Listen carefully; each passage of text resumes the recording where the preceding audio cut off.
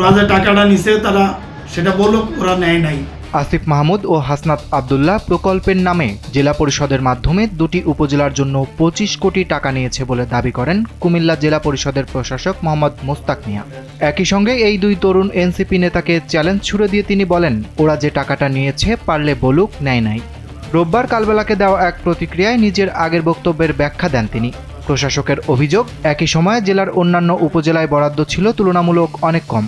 কোথাও 10 লাখ, কোথাও 15 লাখ, 18 লাখ কিংবা সর্বোচ্চ 26 লাখ টাকা দেওয়া হয়েছে। অথচ দুটি উপজেলার জন্য বরাদ্দ হয়েছে মোট 25 কোটি টাকা। লোডশেডিং কিংবা ঘরের বাইরের তীব্র গরমে ওয়ালটন রিচার্জেবল ফ্যান থাকলে থাকবে শুধু বাতাস আর বাতাস। এ সময় তিনি বলেন, এই অসম বন্টনই বৈষম্য, আর সেই বৈষম্যের কথাই তিনি বলতে চেয়েছেন।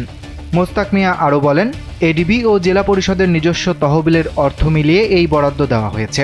তার দাবি, পুরো প্রক্রিয়াটি জেলা পরিষদের মাধ্যমেই শেষ হয়েছে।